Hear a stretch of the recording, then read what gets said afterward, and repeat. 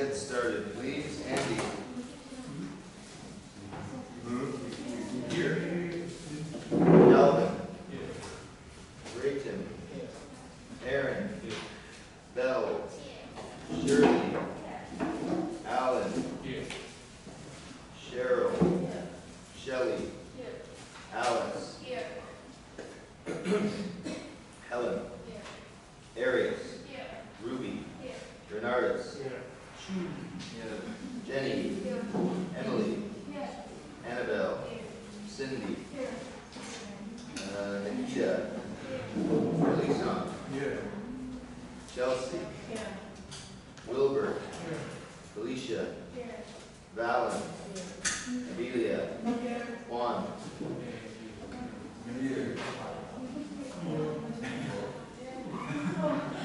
Christopher. Wesley. Shh. Up. Greta. Winston. Audrey. Jocelyn. Leva. Miller. Alright. That's everybody? Yeah? Alright. As I mentioned last week, you can check your e-learning. Both your final exam and your PowerPoints are all on there for both studying ingredients and for hygiene and safety. So we'll review them in week 17. Other than that, the self-study is up to you. If you don't self-study, that's your own business. I can't make you do that, but it would be advantageous if you were to do some self-study. Because judging by some of your midterm scores, some of you need it badly.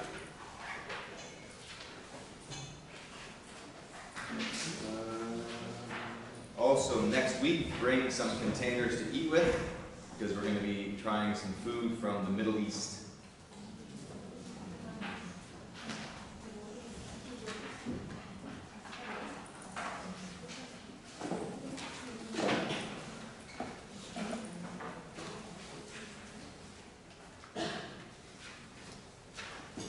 All right, so last week we talked about Southeast Asia. So now we're going to sort of dip off of Southeast Asia and go into the oceanic area, which is sort of over here, or Australasia, or Australasia. So we're going to talk about Australia, New Zealand, mostly those two areas, mostly Australia and New Zealand, some ingredients from around the Indo-Pacific region and also from Papua New Guinea, which is just north of Australia. Australia and New Zealand have quite an interesting food dichotomy. They have a lot of very interesting local ingredients, a lot of very interesting Aboriginal ingredients. As probably most of you don't know, Australia has a very extensive history of Aboriginals. Australia was a colonized country. Do you know the history of Australia? Anyone? Wow. Have they just stopped teaching world history in school now? Is that like, we just don't even worry about that anymore? Just TikTok, Instagram, blah. Nobody knows world history. Great. Australia is a colonized country. It was colonized by the British. It was used as a penal colony. You know what a penal colony is? Anyone? No one knows what a penal colony is? A jail? Yeah? That's what we call jails. We don't call them, I mean in proper English we don't call it a jail, we call it a penal colony. So originally, if you committed a crime in the Commonwealth, which was any British country or any British Commonwealth country, you were put on a boat and you were sent to Australia. And they used that as a giant jail, which almost seems like a movie nowadays. I could totally see a movie being made, something along the lines of that. At any rate, prior to British colonization of New Zealand and Australia, both countries had extensive indigenous, and still do, indigenous populations. So New Zealand has the Maoris, Australia has their indigenous populations as well, so they have a very unique approach to cooking and food. They use a lot of local ingredients. So we're going to look at some more famous ingredients that are exported worldwide and some ingredients that are used more locally by the Aboriginal people there. So we'll get right into it. As I said, next week, bring something to eat with, because we're going to eat some different dishes. Who here likes spicy food? Anyone like spicy food? I know the Indonesians for sure are going to say yes. This one guy is back and he's just like, I don't hear what you said, but I'm waving. all right, well, if you like spicy food, I'm going to bring something for you next week as well. But remember to bring something next week because we'll be eating some different dishes from around the Middle East.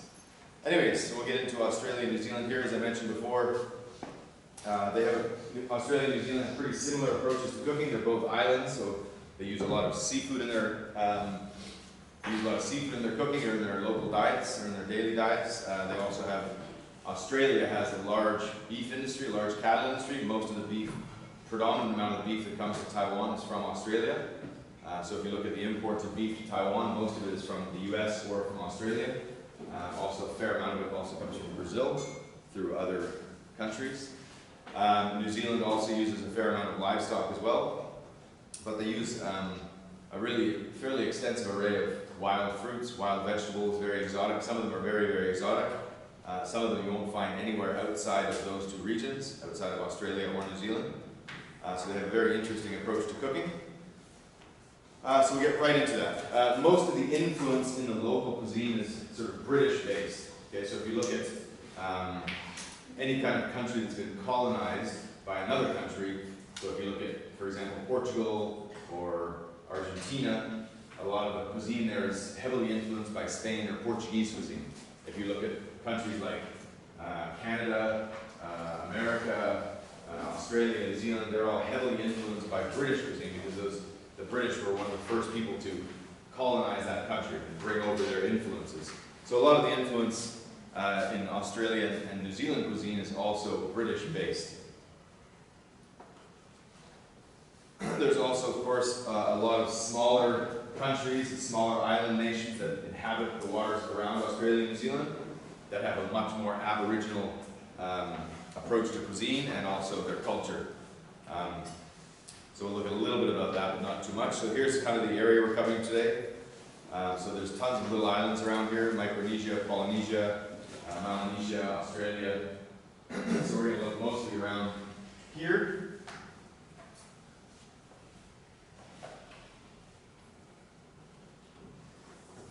So Australia and New Zealand are home to a lot of different birds or game birds. So there's certain birds that we eat and certain birds we don't eat, right? So birds that we eat generally we consider game, except for things like chicken and turkey. Those are considered domesticated birds, not game birds. And we're going to get into that more in butchery science next semester. So this particular bird here, it's called an emu. This is the second largest land-based bird. It's a flightless bird, meaning it doesn't fly anywhere, similar to like a chicken. Okay? Chickens, turkeys, these are all flightless birds. Ducks, partridges, swabs, quails, these are all flight birds.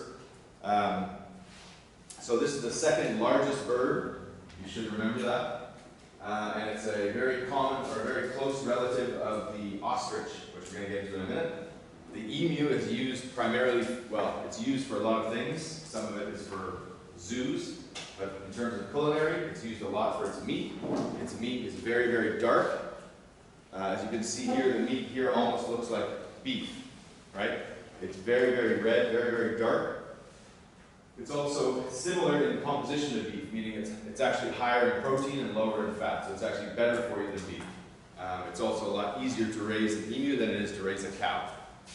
So it's an alternative substitute, a more nutritious substitute to beef. And when we're talking about nutritious, eating meat in general isn't nutritious anyways, but so that's an emu, E-M-U. So this is the second largest species of flightless bird. Mutton bird. So this is a species of seabird around the size of a small duck. This is found in coastal areas very close to the sea, or very close to the shore, sorry. And again, this is a game bird, meaning that it's got quite a strong meat. It's got sort of a similar taste to lamb, so it's got quite a strong gamey taste, unlike chicken, which has sort of no taste. And this is a mutton bird once it's been broken down. And again, you can see here the color of the meat, right? It's extremely dark red, okay? Unlike chicken or turkey, which are very pale in comparison. So that's called a mutton bird. Then we have an ostrich. This is the largest species of flightless bird. Ostriches can grow up to 6 feet and more in height. They're extremely fast birds, and their meat is also similar to that of an emu. It's marketed as a substitute for beef because it's higher in protein, lower in cholesterol, lower in fat, has a similar taste to beef, slightly stronger than beef. And again, as you can see here, this is ostrich meat. And again, it looks just like beef. Yeah? So this is a big export from Australia and New Zealand. Both ostrich and emu meat plays a large part in their emerging markets of meats. Australia and New Zealand both export large amounts of beef and lamb, but these types of game birds like ostrich and emu are becoming more popular in the marketplace because people look at them as a suitable alternative to eating beef, which is not a sustainable way to practice animal husbandry because it takes a lot of water and land to raise one cow, as opposed to raising a bird, which is much easier. So that's ostrich, the largest flightless bird. You're going to want to remember that. Wood pigeon, this is another local bird. This is similar to the common pigeon you would find here in Taiwan. So this is a wild bird that they often will hunt, and it can be roasted whole or broken down. It's similar to a European pigeon, or it's similar to what we call a squab. And again, as you can see here, the meat is very, very dark red. Yeah?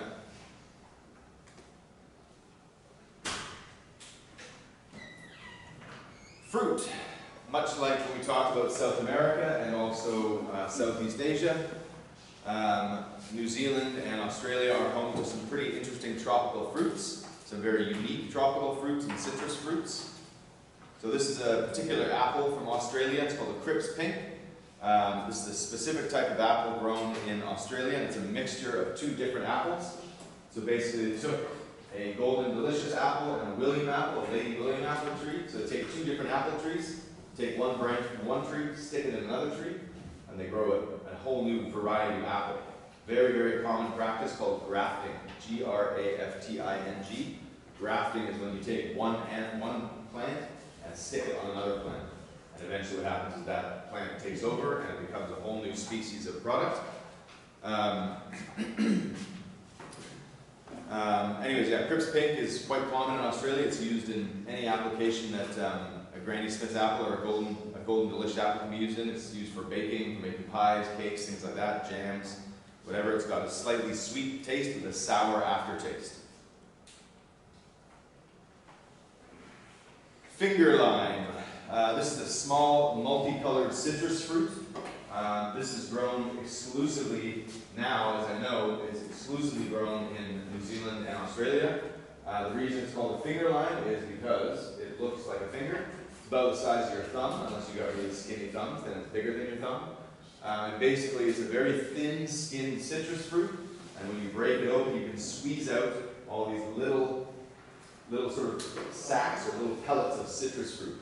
It's very, very acidic, it's highly acidic, so it's very, very strong in taste, but it's become quite popular as sort of a gourmet item. Okay? You can get these in Taiwan, and I will try to get some. We can try them in class, but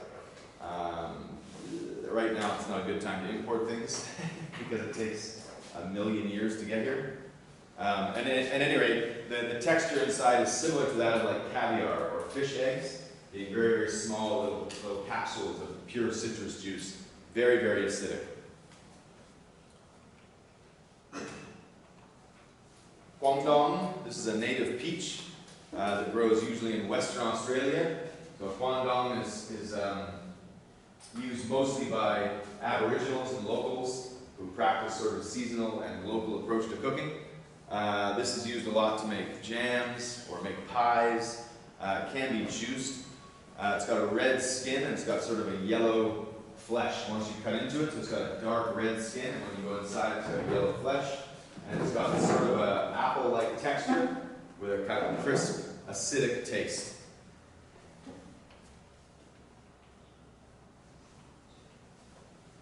Illawarra plum, Illawarra plums.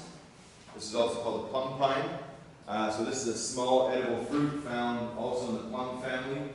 This is found in eastern Australia. It almost looks like a blueberry. but it's much bigger than a blueberry. It also grows, as it grows into irregular shapes. Blueberries only grow to a certain size, and they usually stay quite round.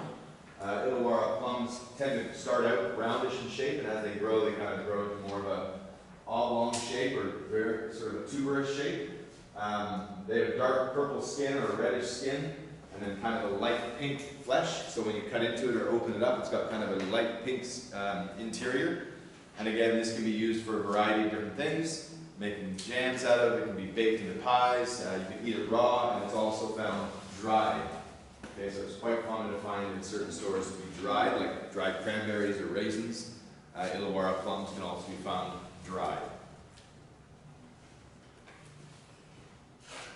Kakadu plums, gotta love the names, huh? Kakadu. Kakadu plums are about the size of a large olive.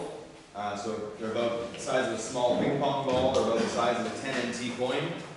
These are green, olive-sized fruits. They have a similar taste or similar flavor profile to an apricot or a peach, with a slight acidity like white wine after.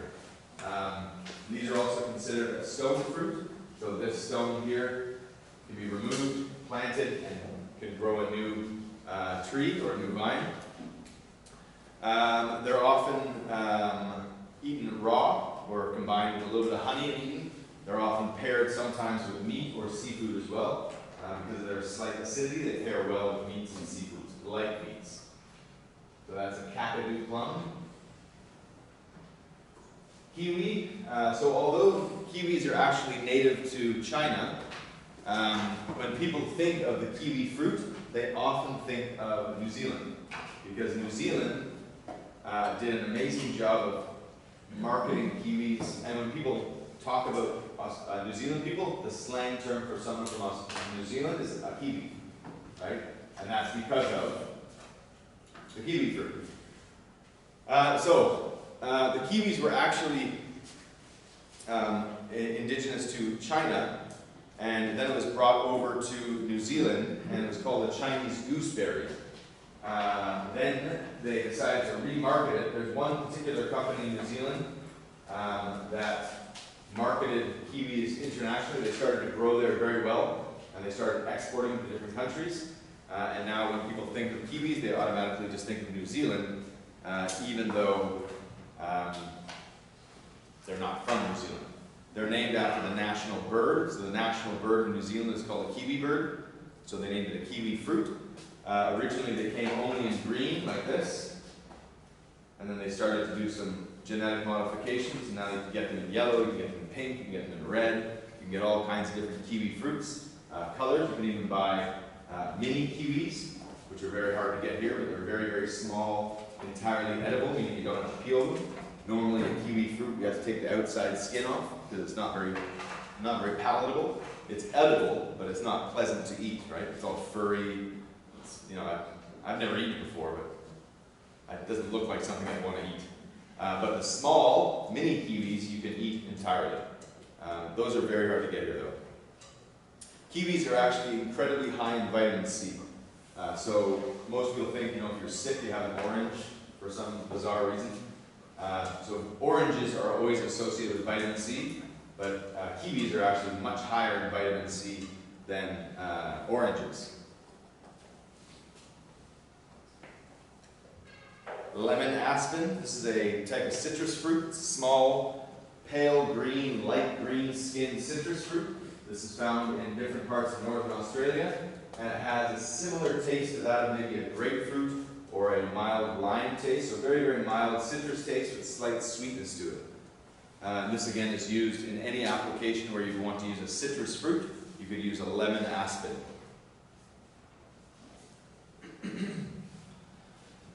Marita pandinus. This is also called red fruit. This is from an island called Papua New Guinea. Does anyone know where Papua New Guinea is? Really? You don't know the history of Australia, but you know where Papua New Guinea is. This is amazing. Kind of random knowledge. I love it. Okay, so this is called the red fruit.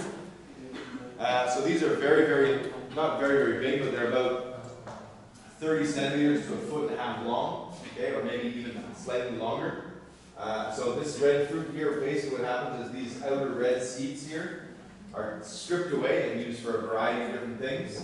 And then the inside thick white core is used for other purposes. The outside seeds can be used for making sauces. It's also a good source of oil, so they make oil out of it. So it's a very common traditional fruit from Papua New Guinea.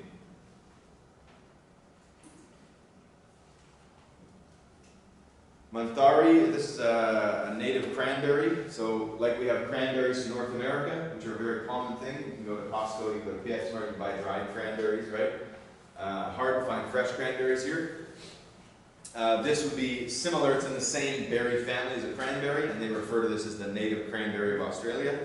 And this particular fruit has a acidic taste, sharp kind of sourness, similar to that of a Granny Smith apple or a green apple. Okay, so very, very tart, tart aftertaste. So this is a native cranberry. Ripberry, this is a native tree of Australia. The fruit of the ripberry is bright red or pink.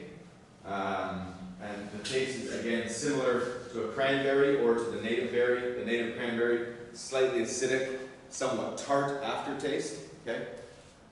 Do you know the difference between tart and acidic? No? How do you describe that? Tart. Miller, do you know the difference between tart and acid? Yeah, have you guys all eaten a cranberry before? Has everybody eaten a cranberry? So you know the aftertaste of a cranberry is kind of leaves your mouth dry, right? But when you eat a lemon, it's more like sour. Your mouth gets salivated. So tart is when you eat something that seems sour, but it makes your mouth dry. It's tart, like very, right? And acidic is when you eat something that's very, like sour or acidic, you know? So they almost seem the same, but there is a difference between being tart and being acidic, right? A lemon, if you ate a lemon, it's very acidic, right? It's very sour. But eating something like a cranberry, it's not acidic, right? But it has a similar property. It has a very sour taste, but it leaves your mouth feeling a bit different. So these are terms that you need to understand, because when you talk about food, there's different terminologies used to describe different things, right? Not everything is sour, not everything is sweet. There's things in between, right? At any rate, that's a ripberry. So ripberries, again, are sort of acidic or tart tasting, similar to like that of a cranberry, okay?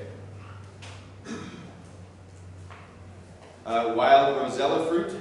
So you can find this in Taiwan now, but it's actually native to New Zealand and Australia, and it was brought over here by Australasian people. So rosella fruit can be used in a lot of things. Rosella has a bit of an acidic taste, similar to rhubarb, which I'm sure a lot of you have never tasted, but rosella can be used to make jams. It's used in pie fillings, it's used for ice cream, sorbets, it can be dried and used as tea, which is very common here, to find dried rosella used as tea or flavorings, and it can be cooked into a sauce as well. So very multi-purpose fruit.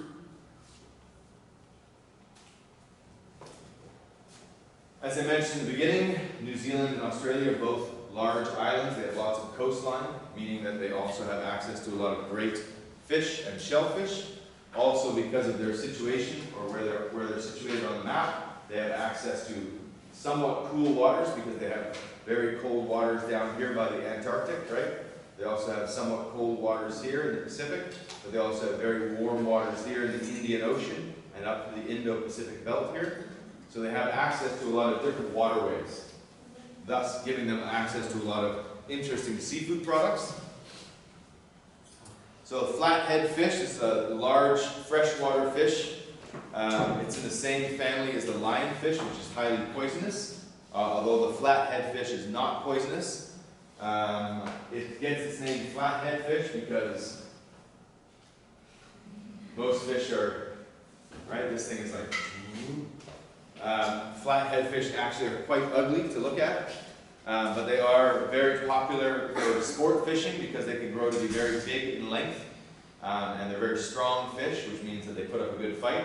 So for sport fishing, they're very popular, and also commercially, they're fairly popular because they're a large fish, meaning that one catch, you get a large yield of meat.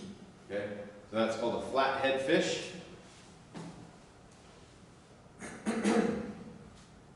Gummy shark. This is also known as the smooth hound shark. This is a particular species of fish that inhabits the southern Australian waters. Again, this is an important commercial fishery because it's important, or it's popular with consumers. So this is a pretty heavily eaten type of fish in Australia. So shark meat is quite common. It's usually marketed as flake meat or flake fish. It's quite popular in the English dish fish and chips because it's got quite a firm texture, so it makes it ideal for frying in hot oil. Okay, it makes it easy to handle. So that's called a gummy shark. Gummy sharks only get to about 2 meters, 3 meters in length. So obviously they're not a large shark. It's not like a great white shark. Okay. Now shark meat's a kind of an interesting thing. Has anyone eaten shark here before? Anybody? Nobody? Only the food. Only the fin. Oh, that's the worst. That is just the worst. That's literally the worst thing you could do. Catch an animal, cut off one small piece, throw the rest away. Shark meat is similar to tuna or swordfish. So it's got quite a firm texture. It's becoming more and more popular because it's high in protein, low in fat, and obviously sharks are quite populous in the ocean now. Less populous now, but you know there's also a large ban on shark fishing, shark fin fishing. Hong Kong, I think, banned it. Most of the US has banned it. Canada's banned it. England's banned it. I think Taiwan is now under investigation for illegal shark fin fishing. But that's a whole other topic altogether. So that's the gummy shark. Jewfish, this is also called a mulloway. As you can see here, very, very large fish. Okay, this isn't one of those like perspective photos where the person's really far away from the fish. They're actually quite close to this fish. So the mulloway fish, it should not be confused with another fish called the Goliath grouper, which you can get around Taiwan, around the coast, around the islands, around the waters around Taiwan, Korea, Japan, whatnot. They have another fish here called the Goliath grouper, which is very, very, very big. This species of saltwater whitefish inhabits the waters around Australia and New Zealand. It's also a commercial important fish because it's obviously gigantic, meaning that one catch yields a large amount of meat. It's got a very firm white flesh, mild in flavor, not too strong, so it's popular with consumers. So that's called the mulloway fish or the jewfish. Very, very big fish, weighing upwards of 300 kilograms or around 300 kilograms per fish. So very, very big fish. King George whiting. This is a common fish around the waters in southern Australia. This again is a very important commercial fish. It's similar to a small trout or a sea bass. It's got a very mild white flesh, very thin white skin. This again is also used quite commonly for fish and chips. It's also cooked or barbecued whole. It's also fried whole. So it's a very, very common fish in Australia and also in New Zealand, used quite extensively for many, many things. So that's the King George whiting. Murray cod, this is a species of freshwater roundfish that is not actually a cod. It's not in the same family as codfish, but in Australia they call it a codfish for some strange reason, although it's not. It's actually a trout. This is a very, very popular fish in Australia and New Zealand. It's pretty expensive, so it's sort of a medium range fish. It's considered a bit of a delicacy, and it's used extensively in high-end restaurants. It's got a very nice, white, delicate meat, which makes it ideal for using in cooking. So it's a very, very popular fish now in the culinary scene or in the culinary industry in Australia and New Zealand. So that's the Murray cod. Originally it was from the Murray River in Australia, and now it's found in different areas of Australia and in New Zealand, and it's also farmed. Tasmanian ocean trout. So this is also a very popular fish throughout Australia, throughout New Zealand, and also now exported to different areas of the world. Most trout are freshwater fish. This is a species of saltwater or ocean water trout. So again, this fish is found around southern Australia, around the island of Tasmania, and different waterways around southern Australia. It's really, really popular with top chefs. It's got a very, very nice texture, a deep red color, and a fairly sweet taste, a bit fatty. As you can see, it looks a lot like salmon, right? It's got a very, very similar texture, taste. It's not as fatty as salmon, it's not as big as salmon, but it's quite popular because of its similarities to salmon. So this is very, very popular with many of Australia's top chefs. Very, very common, especially if you go to any really high-end Australian Japanese restaurant, like a high-end sushi restaurant, you'll always find very good quality Tasmanian trout there because of its texture. All right, moving on. These are some different flowering plants or things that are used for sort of added more like spices, I guess you could say. So this is called lemon myrtle. Lemon myrtle is a flower or a spice that grows in New Zealand and Australia. It's got a very similar aroma to that of lemongrass. So lemongrass has kind of a lemony, gingery kind of smell, an aroma to it. Lemon myrtle has a similar type of kind of citrusy, lemon lime, lemony grass aroma. And this can be used to flavor soups, it can be used to flavor stocks, it can be used in pickles, it can be put on fish, it can be put into herb butter. So it can be used for a lot of different things when you want to add kind of a citrusy note or a citrusy flavor to something. This lemon myrtle is a perfect choice for that because it adds a lemon aroma without adding the acid. Okay? Pepper leaf. So pepper leaf comes from an evergreen bush or a plant, and this is similar to kind of like black pepper or white peppercorns. It has a kind of a peppery taste. Obviously, if you want to add a bit of pepper taste and don't have black peppercorns or whole peppers, this can be added to something to give a little bit of heat or a little bit of spice to something. So this is commonly used in local cuisine in Australia and New Zealand, whereas they don't really use peppercorn because peppercorns aren't local, they're not a native ingredient. They use something more like pepper leaf because it adds a similar taste profile. So this is something that you would use like bay leaves. Have you guys used bay leaves in Chinese cooking class? Right? Yeah? Oh, hallelujah. Woo! I got one. Have you guys made this? No. Have you guys made this? No. Have you guys made this? No. Have you guys made this? No. Have you used bay leaf? Yeah. We use it. Oh, yes. Gongxi, gongxi. Okay. Holy moly. Bay leaves. That's great. That's all you guys are using that every week. Bay leaves. Bay leaves. The soup is good. What is it? Bay leaf. So this is something you would use similar to how we use bay leaves. Bay leaves are added at certain stages in cooking.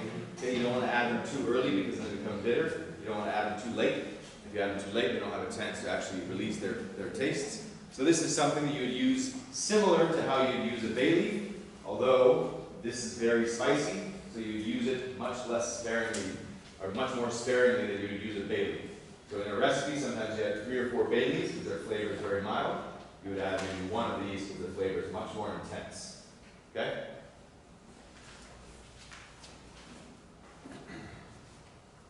All right, we're going to take a 10-minute break because I need to go talk to the office. Get some water, stretch your legs, do some jumping jacks, get some bay leaves, or just go directly to sleep.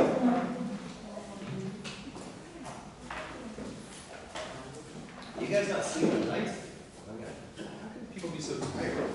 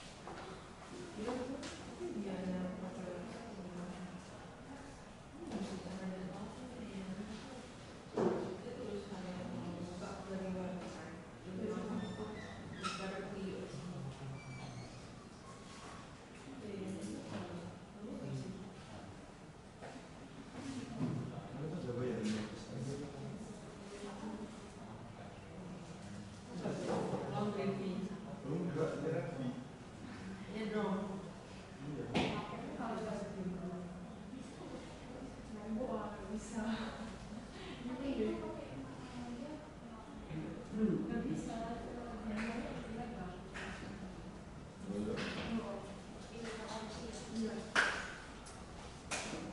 up.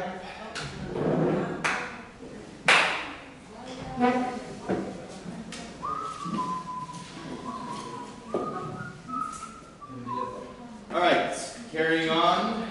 Wake up. Paper bark. So we talked just now about pepper leaf. So paper bark is not an ingredient per se, but it is something they use in a lot of their cooking there, especially in sort of more local or aboriginal approaches to the cuisine. So paper bark is basically, as the name suggests, it's bark from specific types of trees. So what they do is they take a specific tree, as it gets older and it starts dying, they start to shred off very, very thin layers of the skin or the bark of the tree, similar to like cinnamon, right? Cinnamon is a specific cassia tree or Ceylon tree. The bark has been stripped away and rolled or coiled, and that's how they make cinnamon quills. So paper bark is the thin layers of specific types of trees that's dried. What they do with paper bark is they'll wrap food in it, and they'll cook it over a barbecue, or they'll steam it. And what happens is, depending on how they cook it, that will impart a certain flavor to it. So example, they take fish, they wrap it in paper bark, and they grill it, and that paper bark starts to char a bit and cook, and it gives a bit of a smoky flavor to their products, or whatever they're cooking it, okay? So this is a very common way for Australian chefs to add a smoky flavor or an element to their dishes by using a little bit of paper bark. And paper bark, again, is sort of a more aboriginal ingredient, a very, very traditional ingredient, but it's one that top chefs now start to use in their cooking because they want to incorporate some of the traditional or aboriginal ways of cooking into modern Australian food. Horapito, this is called the New Zealand pepper tree. So just like the one we talked about now, about 2 slides ago, pepper leaf. So pepper leaf is an Australian product. Horapito is a New Zealand version of the same product. Okay, slightly different in makeup. I mean, the actual species of plant is different, but the effects that it gives on food is similar. Okay, it offers a slightly peppery taste, not quite as strong as pepper leaf though. So it's a more mild taste, and again, used similar to how bay leaves are used in cooking. And of course, if you have fresh bay leaf and dry bay leaf, that's also used very differently, right? So that's called Horapito. Manuka tree. So this is a native tree to New Zealand. And the reason I have this on here is because the bark of the wood is used quite often for smoking. So once the Manuka tree is cut down, they'll take the bark and the wood, they'll dry it, and they'll use it for smoking, or they'll put it into a smoking machine so that they can make Manuka smoked food. However, the real value from the Manuka plant is not from the plant itself, but it's from the honey produced from the plant. So on bee farms that have Manuka trees, the honey that comes from these is considered one of the best in the world. And it's marketed as Manuka honey. Very expensive. I wouldn't even wager to guess how much a bottle of proper, pure Manuka honey is, but it is quite expensive. So the reason that this is on here is because Manuka honey is the real product that they make from this particular tree. So it's a very, very high-end honey, and it's only made in New Zealand. Nowadays, Manuka honey is exported. It's a big export for New Zealand, but it is quite expensive. I don't think I've ever, maybe they have Manuka honey here, I'll check. I'll do a quick search today for Manuka honey and I'll see how much it costs here. But I can imagine it's quite expensive, probably close to the same price as real Canadian syrup is in Taiwan. Real Canadian syrup in Taiwan is very expensive, freakishly expensive, and so is Manuka honey.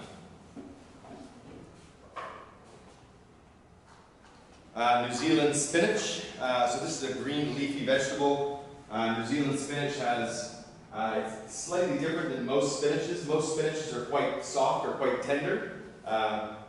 This particular species is a bit more tough, a bit more fibrous. It's got a slightly bitter taste, so it's quite nice for cooking because it tends to hold its structure or hold its shape without getting too mushy or too soft. If you're going to be making anything with New Zealand spinach, it's a good idea to blanch it first in boiling water. That will help remove some of the bitterness, and then you can cook with it, make whatever dish you're going to make with it, but it's important to blanch it slightly first because that will help remove some of the bitterness from throughout the plant.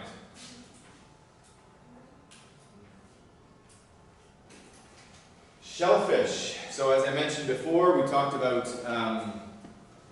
fish from around this area. New Zealand, Australia all have lots of access to coastal waters. The same thing goes for their shellfish. New Zealand and Australia and all the small islands around them also have lots of great, really amazing shellfish products. Too many to do in just one class, but there are quite a lot of them, and we'll just look at some of the more popular ones or some of the more famous ones.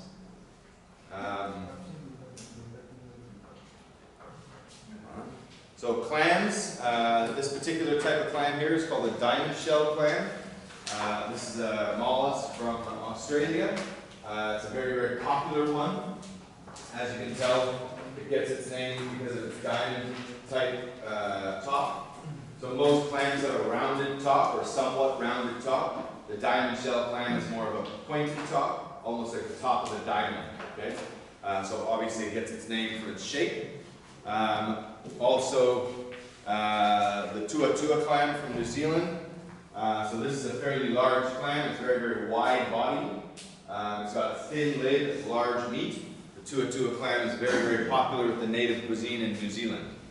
So those are two different clams from Australia and New Zealand, and these belong to the mollusk family. Mollusks are all shellfish, okay, different types of shellfish, which we'll get into next semester in butchery science, because you need to know the difference. Coffin Bay king oyster, this is a species of Pacific oyster. So this oyster, the Coffin Bay oyster is a species or a type of the Pacific oyster. So the Pacific oyster grows all up Japan, all of Japan, Korea, Bering Strait, Canada, Australia, and then also on the Australian side of the Pacific. This particular type of oyster is very, very large in size. Often it's found bigger than your hand, right? And so for that reason, it's very, very common that these are cooked directly on a barbecue prior to being eaten. It's not so common. If you find smaller ones, like baby ones, they're eaten raw, which is normal, but an oyster this size to eat raw for many people is quite difficult. Eating raw oysters for a lot of people is difficult. Have you all eaten raw oysters before?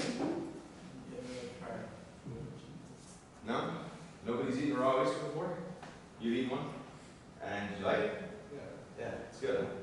Next semester, butchery science, we will get oysters from France. Some nice, very nice Bellon oysters or fin de claire oysters. And I'll show you guys how to open an oyster. And you guys can practice opening oysters. And then I'll show you guys how to make a raw dish out of it. We'll also make tempura oysters for people who don't want to eat a raw oyster. So I have a few different ways to eat oysters next semester. I love oysters. I can eat a lot of oysters. If it was like up to like me and my wife, like, eat all these oysters, you're gonna die. I'd be like, no problem. No problem. You got any more oysters? You got any more? Because I'm good here. I'm good. Bring more oysters here. Let's see what you can do. Anyway, so that's a Coffin Bay king oyster. They're called Coffin Bay because they were originally found in an area called Coffin Bay. But very, very large oyster. To be honest with you, oysters this size, I don't even like eating raw. They're just too, it's a lot. So crabs, they eat a lot of different types of crabs in and around New Zealand and Australia. Because of their subtropical and tropical climates, they get a fairly wide variety of crabs. Some of the more popular ones being coconut crab, giant mud crab, spanner crab, and Tasmanian giant crab. So this here is called the coconut crab. Coconut crabs are not super widely eaten, although people are starting to eat them more. They're very, very large, so they can get to about this big. I mean, you can Google coconut crab and you'll see them all over Australia doing weird things. So coconut crab is a fairly common crab to find there.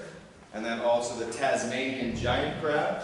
And they call this the Tasmanian giant crab because you can see it's got one huge claw. Always. It's always got one big one and one small one. And you can see the person's hand here, right, in comparison to the size of the claw. Right? It's very, very big. It's about half the size of your arm, okay, your forearm to your fingertips. So the Tasmanian giant crab is a fairly popular crab, mostly because it's got one massive claw. And if you Google it, you'll see some pretty interesting pictures of people holding up the crab. You can see just how big the Tasmanian giant crab is. Crayfish, also known as crawfish. Some people call them langoustines. So this is a very popular Australian dish. Again, not just common in Australia, but also popular in New Zealand. So crawfish or crayfish look like or resemble small lobsters, basically. So they're usually about 4 to 8 centimeters long. They have a similar makeup to a lobster. They have an elongated tail and 2 claws. In Australia in particular, they have one called a kura and a yabby. So there's 2 types in Australia that are very popular, the kura and the yabby. And this is a very, very popular type of shellfish. Usually they're just boiled or they're barbecued, okay? Nothing else really. They have a very soft, delicate, lobster-like taste, but not as strong as lobster. The meat is also not as tough as lobster.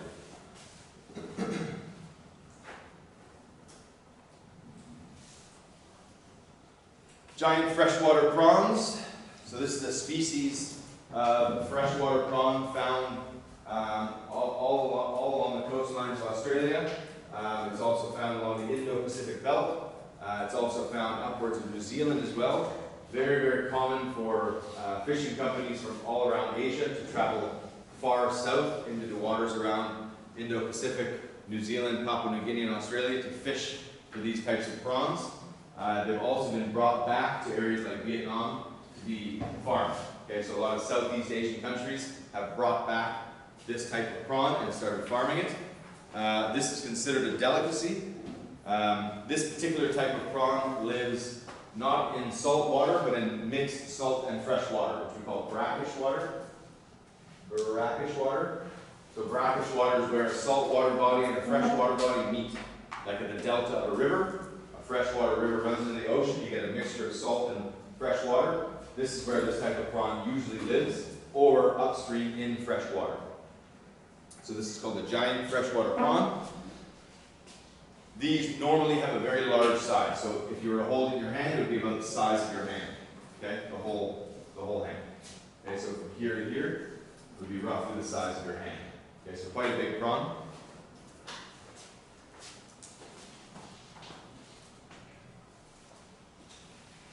Green lip mussel. So again, this particular type of mussel is now grown and consumed around the world. However, like the kiwi, New Zealand was able to produce, market, and sell vast amounts of this type of mussel. So even if we were to order mussels in Taiwan today, there's a very good chance that this is what we would receive, and this would be from New Zealand. Okay? So a very, very common type of mussel. In the family, this is part of the mollusk family. Again, like clams, scallops, anything with shells, okay, would be considered a mollusk family, except of course for octopus and squid and some of that. And in the mollusk family, this is called a bivalve, meaning that it has 2 shells. Okay, so this is a bivalve mollusk, and it's called the green lip mussel because it's got a green lip. Not too much confusion there as to why it's called a green lip mussel.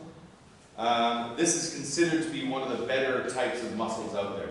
Although, like I said just now, we can get this in Taiwan, we can order this type of mussel here, but it's going to come frozen. So obviously frozen is not really the way to go, but fresh green lip mussels are very, very nice.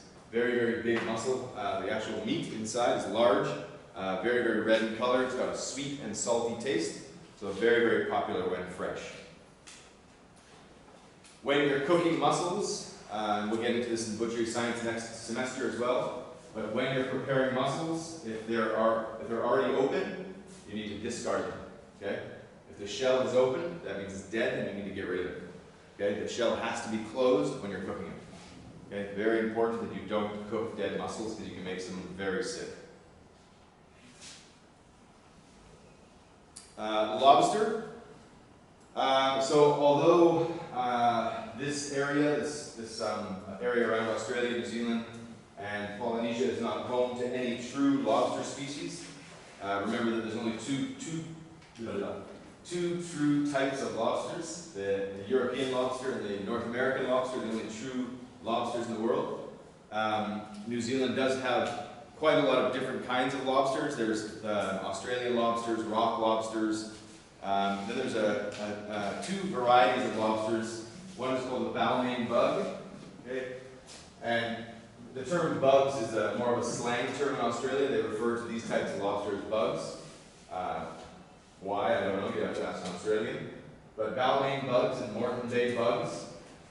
So this is a Balmain bug. So this is what we consider a slip lobster or a slipper lobster. And this is called a Moreton Bay bug. So these are two varieties of slip lobsters that are very common in Australia. Very, very popular. Also very expensive. Okay? These are considered a delicacy in Australia. Very, very famous product.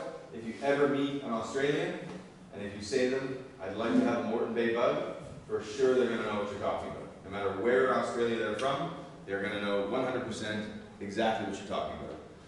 So Balmain bugs and Moreton Bay bugs, very, very common, very, very popular, and considered a delicacy throughout Australia.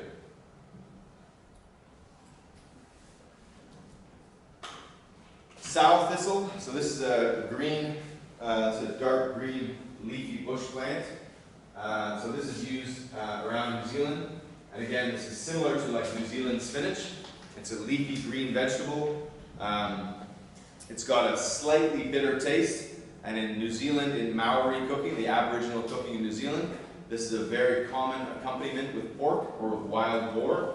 So if they're doing a traditional meal in Maori cooking in New Zealand, they'll usually have some sort of wild pig or wild boar accompanied with sow thistle because it has a bitterness, which is good with the fatty pork. So those two things kind of go hand in hand together. So that's sow thistle. Boom. Now we're going to move on a little bit, not too much.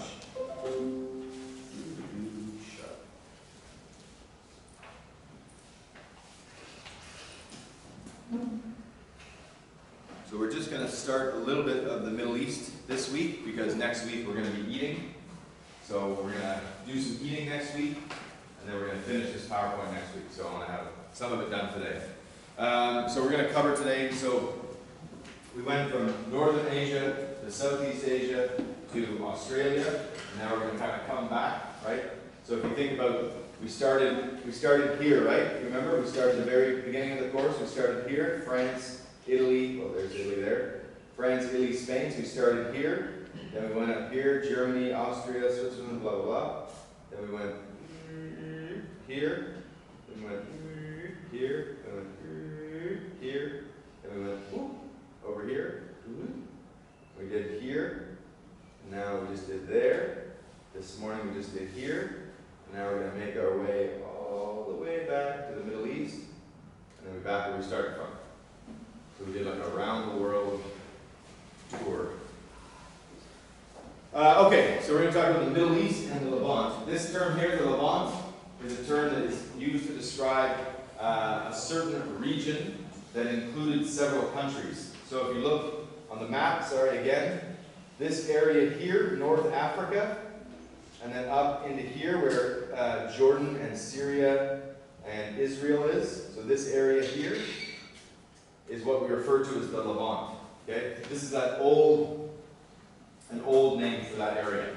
Before there was all these countries there, right? Well, there were countries there, but it used to be called one area that was under the control of first the Arab Empire and the Ottoman Empire. So the Levant is a name given to an area to describe also a certain style of cuisine or a certain style of cooking, a certain style of food. Okay? So we're going to look a little bit about some different Middle Eastern ingredients some different Middle Eastern dishes, some ingredients, some cooking tools.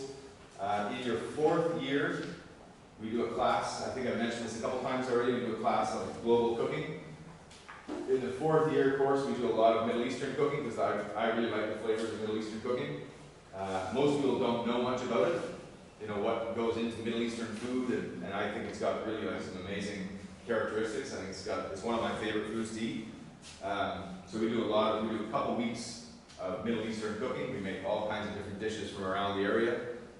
So it's for me it's an interesting region because it's got so many different flavor profiles. If you think about it, we talked before about how the Arab invasion went into Spain, and they brought into Spain things like saffron and citrus fruits and olives and almonds. So this area of the Middle East, it was always the center of the spice trade, right? Europeans would cross to the Middle East to go to the Orient to get spices and vice versa, right?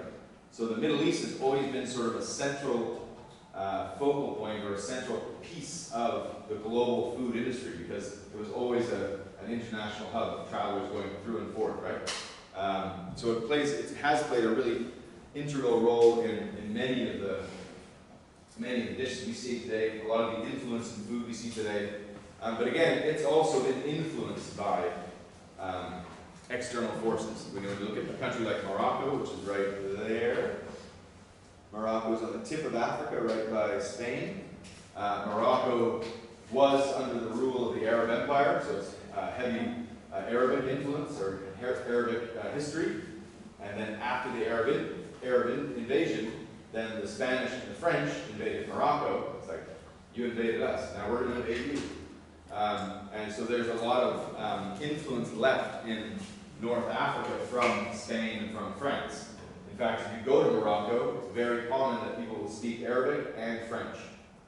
So if you go to Morocco, it's very, very common that you'll meet somebody that will speak fluent French to you.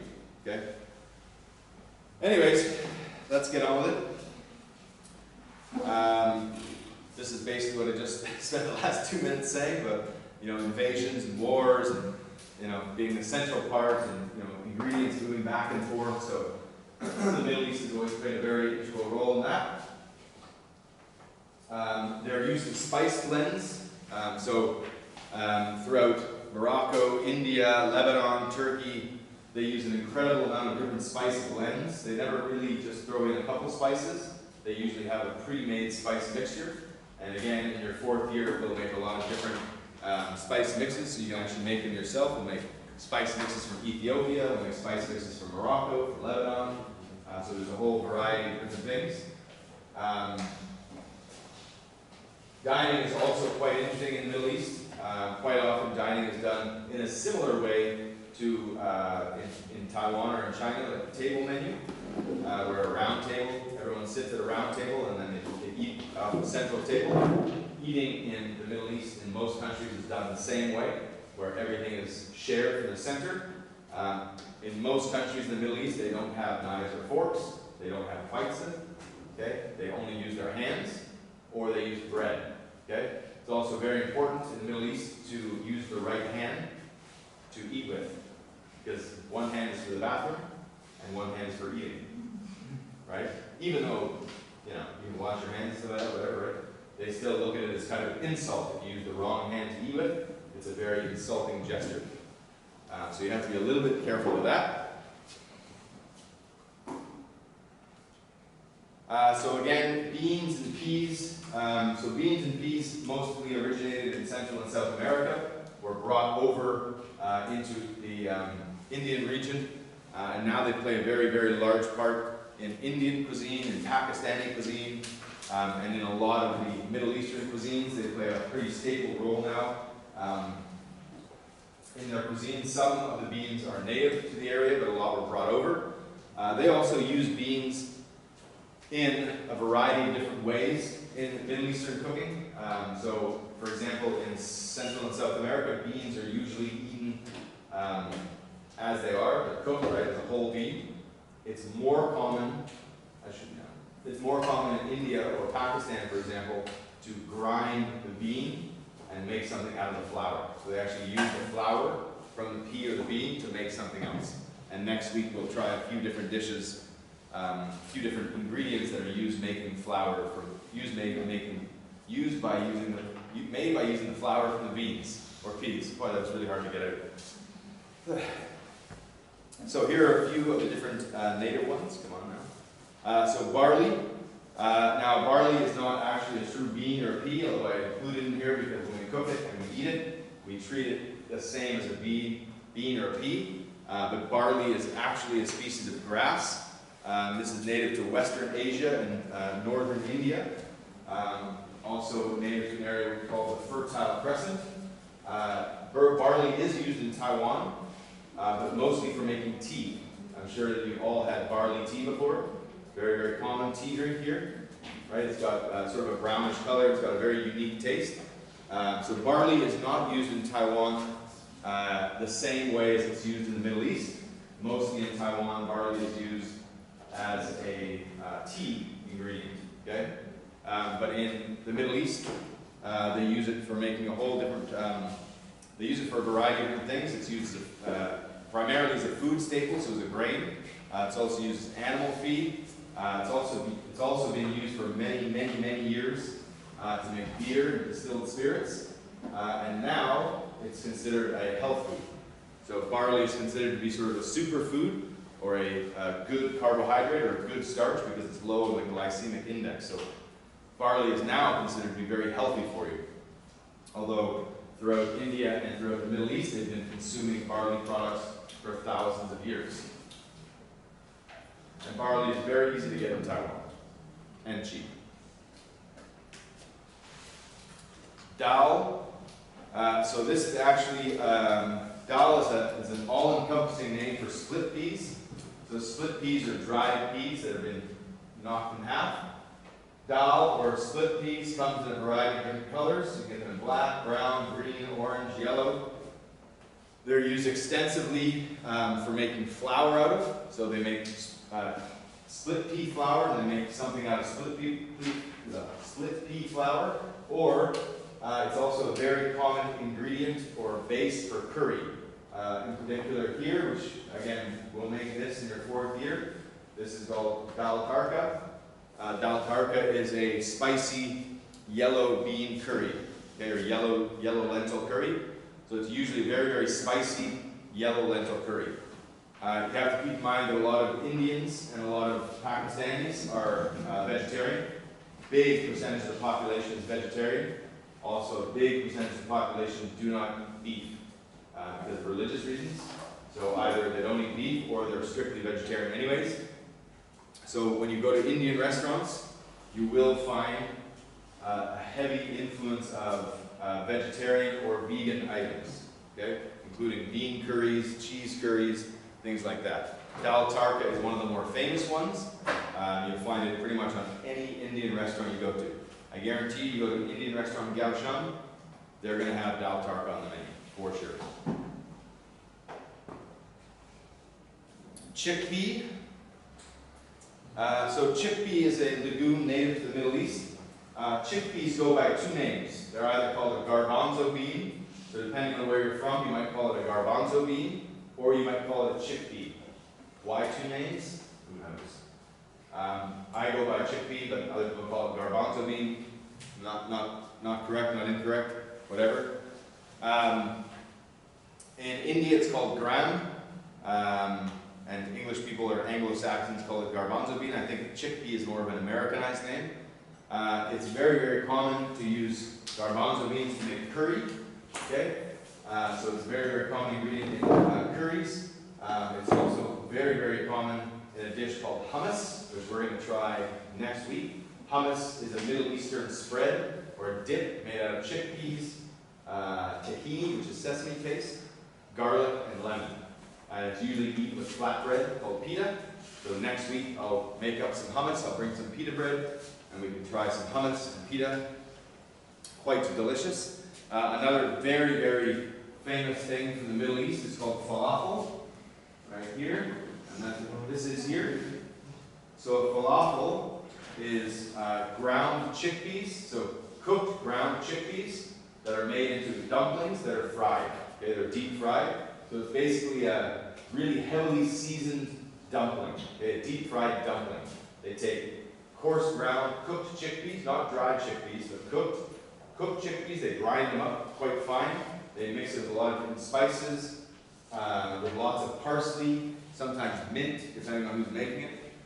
These balls are then formed in tight, compact balls. They're deep fried, and then they're usually served with some sort of sauce, or they can be served inside of flatbread and eaten more like a sandwich. So this is falafel is a very common dish. If you go to many countries around the world that have Middle Eastern restaurants, they will always have falafels on the menu. There's only a couple good Middle Eastern restaurants in Kaohsiung. I think I can think of only 3 that are any good. The other ones are terrible. But they all have falafel on the menu. And some, of course, better than others. And if you've never had a falafel before, do yourself a favor, head out into Kaohsiung, go to a restaurant, a good restaurant out there, and get yourself some falafel, because they are very, very good. So that's chickpea or garbanzo bean. Vingna Mungdu. Vingna Mungdu is the traditional Indian name for black bean. So this is not the same bean as we talked about before when we were talking about Mexico. They have the turtle black bean there, and of course the soybean, which has a black skin on it, but it's white in the center. This particular black bean from India has a black skin, but it has more of a pale white interior. Again, this can be used for making curries, but it's also very common to take the skin off, grind it into flour, and then use that to make dough. And that dough they use for making a variety of different things. So that's called Vingna Mungdu.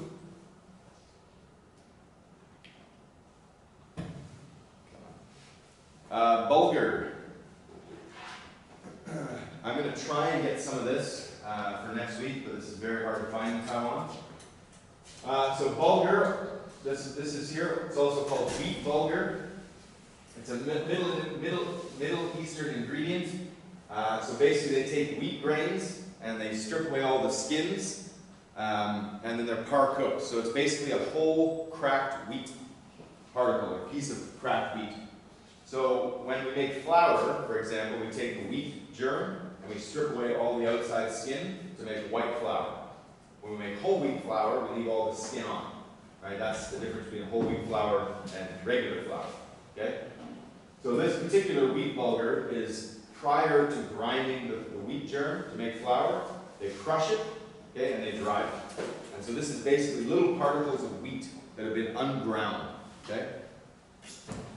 So this is normally served or sold dried. Once you get it, it's best to soak it and then cook it in boiling salted water. And then it's used to make a variety of different salads. The most common salad probably that you'll see is called tabbouleh. Tabbouleh is made, which I'm going to try. Like I said, I'll try and get some bulgur for next week so we can have tabbouleh salad. So tabbouleh is a very, very famous, very common salad from the Middle East.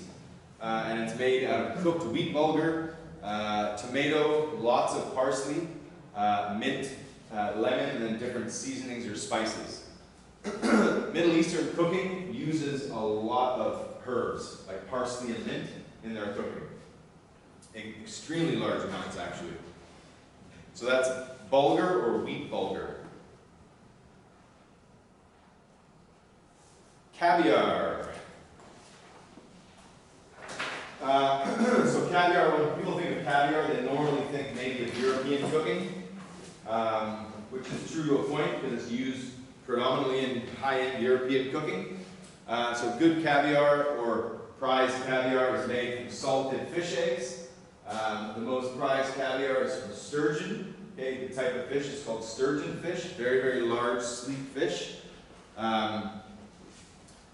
The best types of caviar from sturgeon are called beluga, osetra, and sevruga. So there's three classifications of caviar which are considered the best in the world. And you can see them up here. So there's different types of oysters up here. The most prized caviar comes from the Caspian Sea. And the production is mainly controlled by Iran and Russia.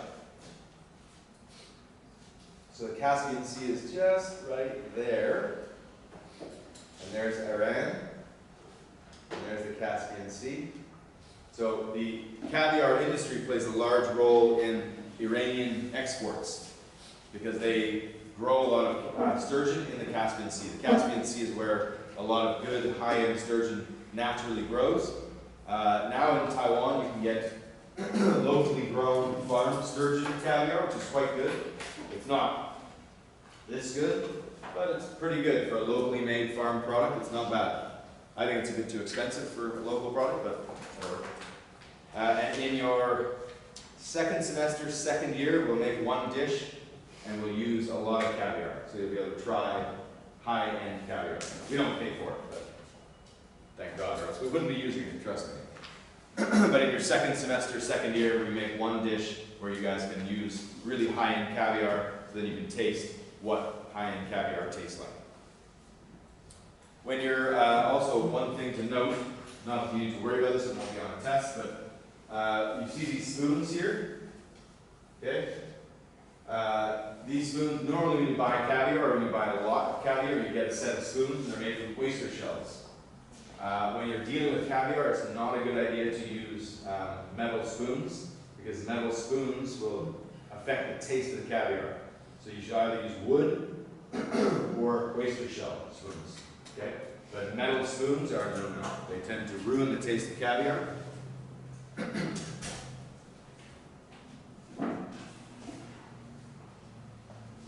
Chutney. Again, I will try to get some of this for next week.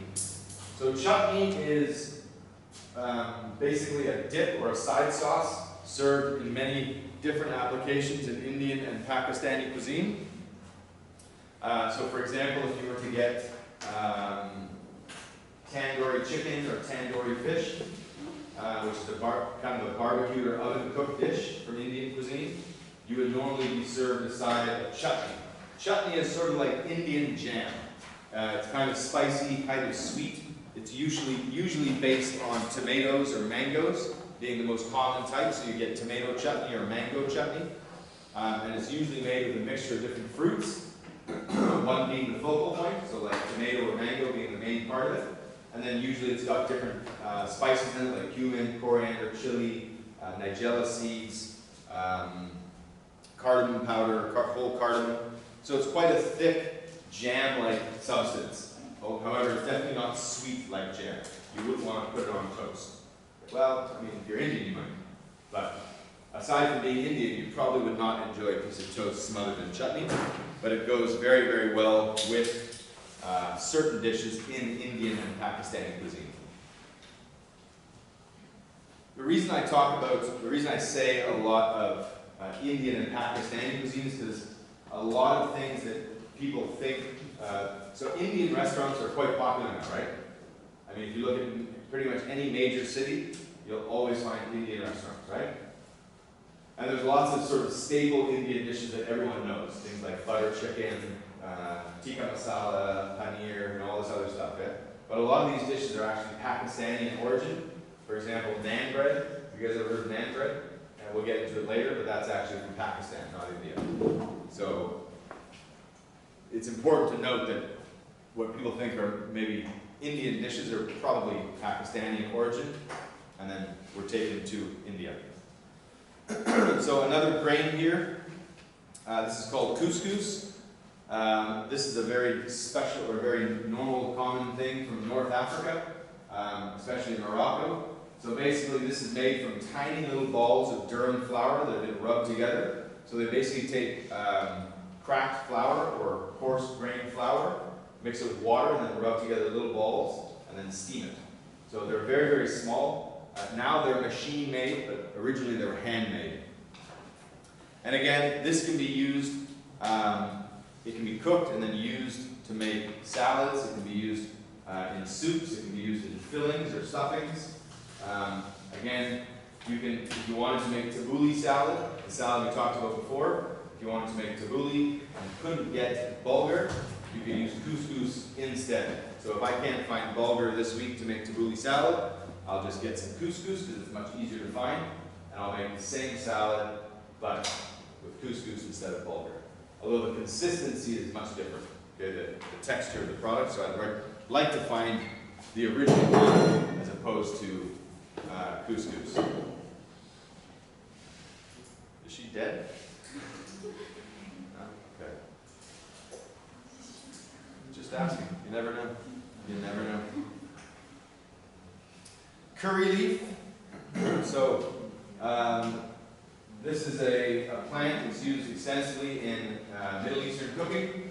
The name, as it suggests, it has a slight curryish taste or a slight kind of spicy taste. This is used a lot in curry making. So when Indians or Pakistanis make curry, they'll usually start by sauteing some spices, whole spices, and this leaf is what they throw in to start sauteing first before they start adding all their vegetables to make their curry base. And again, this is an integral part of curry making. Not so easy to find here. You can find it dried, and I know there's a farm somewhere that has it fresh as well, but they often don't have it. But this is a pretty integral part, or important part of curry making in both Pakistan and India, to add a little bit of a spice taste. Not spice and spicy, but spice as in like cinnamon or that kind of spice taste. So that's curry leaf.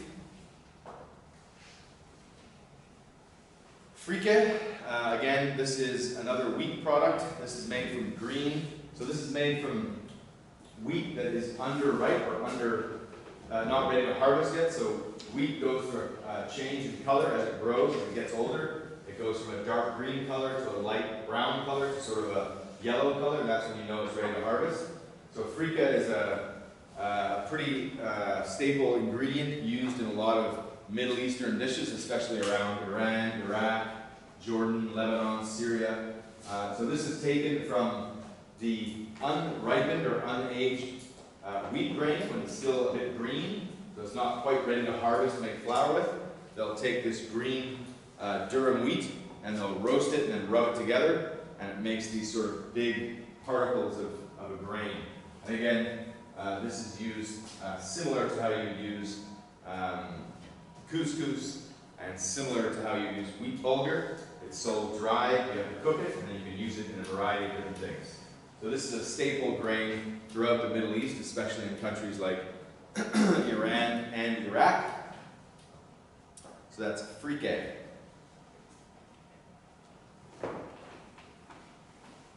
Fruits. So again, we've talked a lot about Southeast Asia, great fruits. We've talked about Central and South America, wonderful fruits.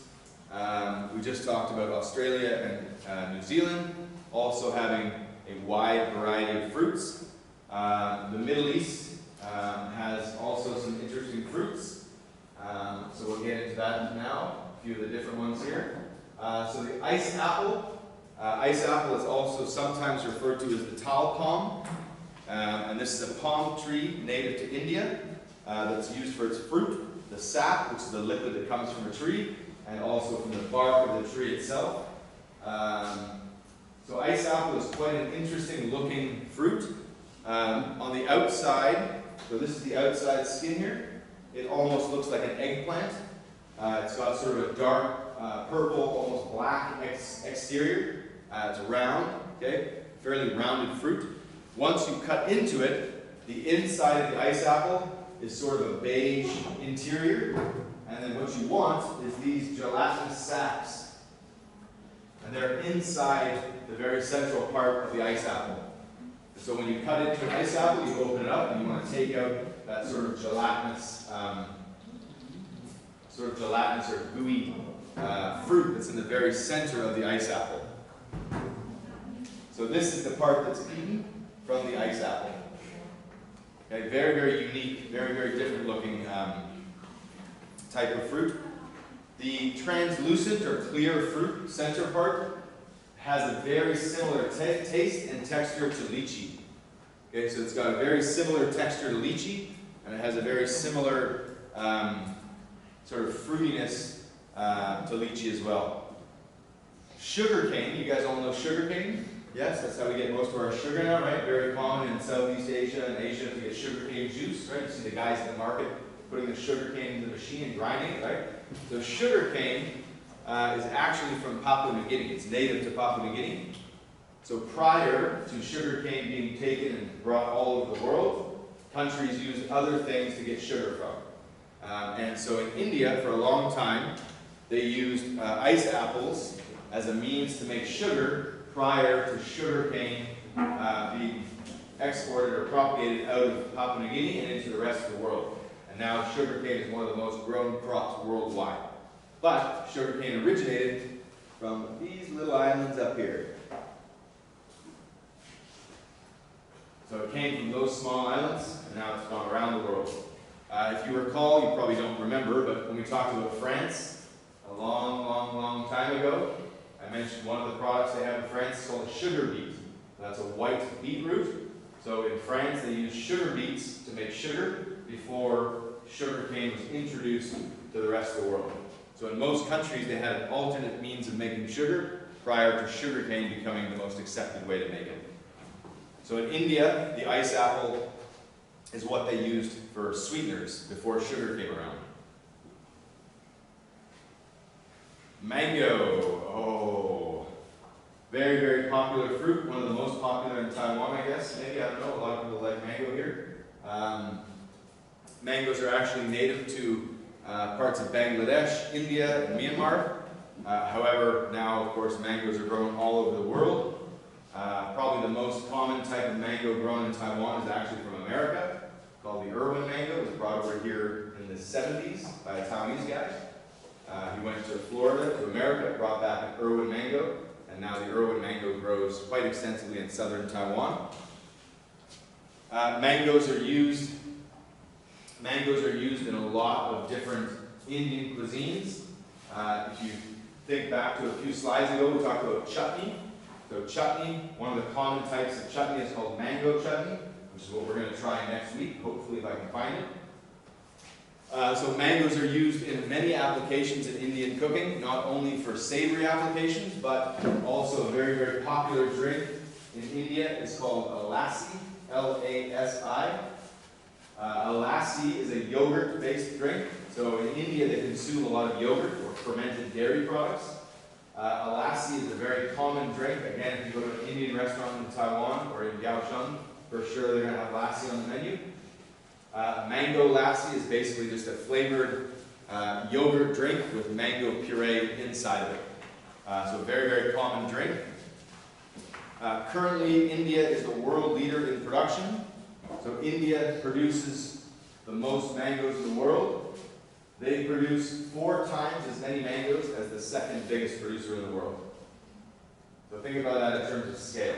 If India produces 100 million tons of mangoes a year, the number 2 producer produces around 25,000 million tons a year.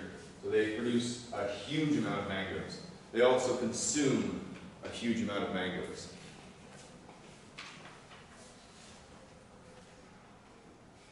Pomegranate. So this fruit is native to Iran. Now, of course, pomegranates grow in many warm climate countries, but it is native to Iran and that area around the Middle East. So it's a fruit-bearing shrub or a plant. So it's a fairly small plant, only growing to about 2 or 3 feet in height. It's got a very thick red skin around the outside here. It looks quite similar to the Australian Guangdong plum, but it's not the same. So this particular fruit, about the size of a grapefruit, when you're using a pomegranate, basically the outer skin and the inner white part here, all this white part, we don't use. We cut the fruit open, take out the seeds. Okay, so we just want to use these here, and this seed here. That's all we're using for the pomegranate. Pomegranate can be used raw, so you can sprinkle it in salads. Quite healthy. It's used as well for juice, which is really common. The pomegranate juice is quite sweet.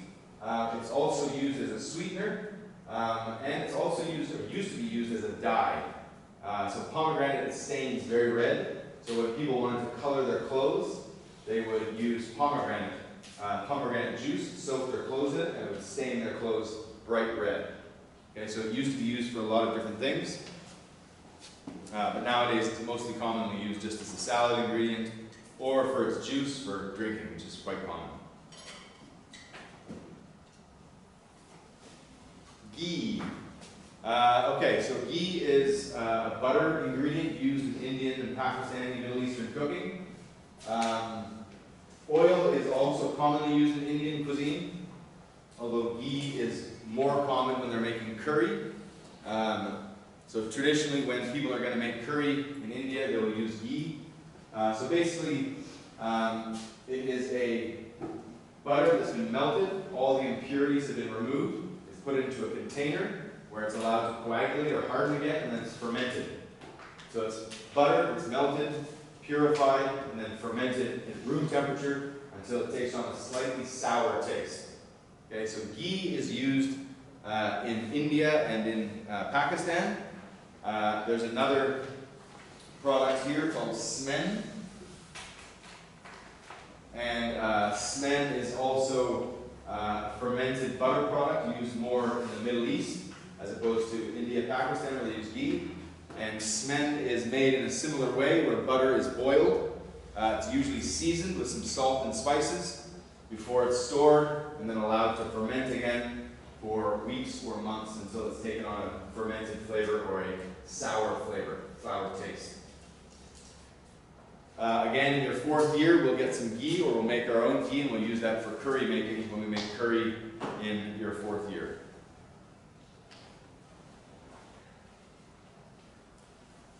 So halal, again, this is not an ingredient, obviously. This is a methodology of eating or a terminology to describe the preparation of food. Despite it not being an ingredient, halal is very important nowadays because a lot of countries and a lot of companies want to become halal certified. Taiwan has a big halal community, so there's a lot of people here that eat halal food. Basically, it's a religious, a religious description of how food has to be prepared.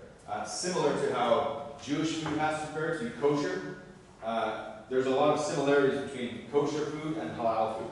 Despite historically hating each other, they have almost identical diets, which to me seems a bit odd. You know, I hate you, but I really like your food. I don't know what's up with that, but anyways, basically halal food originated from the Middle East, and it's based on Islamic law, okay? Meaning that certain foods are permissible to eat. And it's a lot of the focus has to do with meats and the way that they're slaughtered and the way they're prepared after being slaughtered. There's a lot of other aspects to halal cuisine, but the primary focus on halal cuisine is the treatment of animals pre and post slaughter, and they have to be processed and cooked in accordance to halal regulations. A few years ago, Taiwan got into a real big push about getting halal certification for a lot of their companies. And now you'll see quite a lot of companies displaying this symbol or something similar to this symbol on their products, meaning that their food products are halal certified.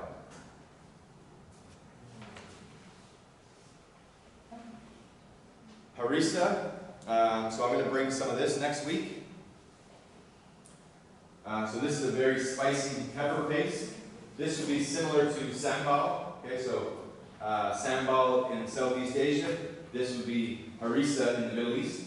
So harissa is made usually by a combination of red chilies or a variety of different red chilies, some garlic, saffron, rose water, and then a variety of different spices like oregano, cumin, coriander, and it's all pureed until it's a very thick, cohesive paste.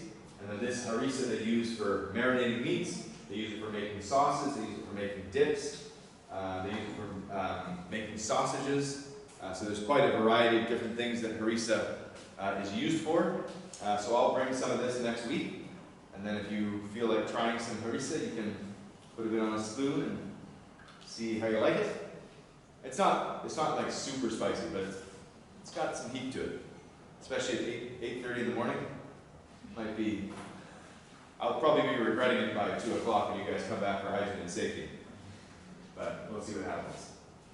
Anyways, harissa is a very, very common ingredient throughout the Middle East.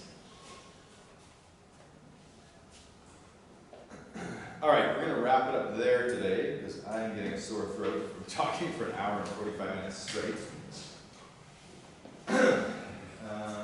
All right. Any questions about your project? That's all good, yeah? Yes, no? Anybody have any questions about their projects? No questions at all? That is amazing. Also, next semester, just a show of hands real quick. Who is considering or thinking about taking butchery science? Only one person? 2 people? 3 people? 4 people? One hand only, please. Because if we don't have 12 people, there's no class, right? You know that, right? No. Nobody's ever told you that before?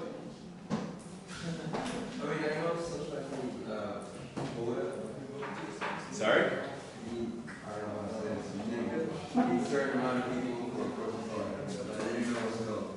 Yeah, we have to have a minimum number of students for a course to be open, right? So if we don't have 12 students, there's no class. So just be weary of that. So sorry, show of hands again. Who wants to take butchery science? 1, 2, 3, 4, 5, 6. Oh, okay. 1, 2. Wait, Miller. Okay, sorry. Keep your hands up here. Miller, keep your hand. 1, 2, 3, 4, 5, 6. But don't hurt yourself. 1, 2, 3, 4, 5, 6, 7, 8, 9, 10, 11, 12, 13. Oh, we should be fine. Okay, so 20. Perfect. Yeah, good. So for next semester, I will need a teacher's assistant to do. Are you volunteering? Wow, that was very fast. I didn't even tell you what the job entails. You have to clean my shoes. Yeah, no, just joking. I'm just joking. But now I got you. You're like, I'll do it. Now I got you. Do you want to do it? Good. It's very difficult. It's not really difficult. I'm joking. All you have to do is order the food. You're a TA already, right? So you know how to use the ordering system? Because the ordering system here is really terrible. Yeah, it's the worst I've ever seen. I don't even know who designed it. It's like one of this. I should work with the camera. You know what? I don't care. Listen to me. Alright, so then I can talk to you later if you're really serious? Okay, perfect. Then I can talk to you privately. I don't have to talk to the whole class. I will tell you though that, okay, so about half of you aren't taking butchery science, is that right? None of you are taking butchery science? What's this? You're not sure, okay. I will tell you that a lot of the products we make in butchery science will actually be used in your basic Western cooking. We make things like bacon, guanciale, pancetta. We make different kinds of cured salmon, cured meats, cured fishes. A lot of that we make in butchery and you use it in your basic Western. With that being said, those students that don't take butchery science, when it comes to basic Western, you get to use the cheap Taiwanese made products.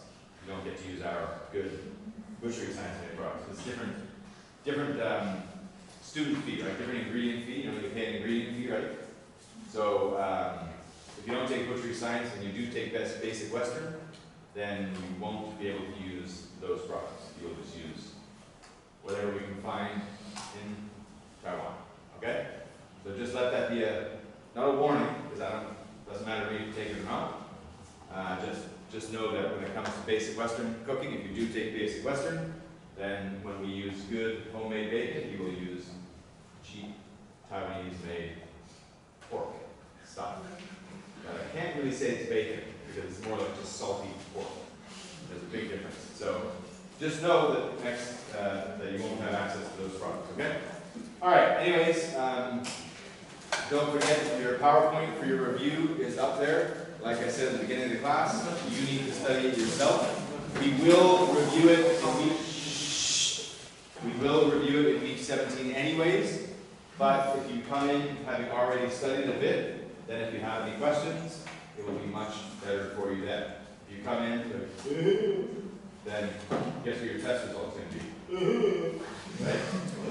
So do yourself a favor, prepare yourself a little bit, all right? If you have any questions about your setting ingredients project, please ask, because your due date is coming up soon, okay? With that being said, enjoy. You guys have to do Taika now, right? Yes or no? Some of you.